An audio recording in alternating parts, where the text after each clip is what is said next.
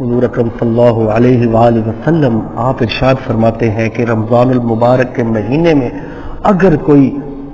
पानी पिला दे किसी रोजेदार को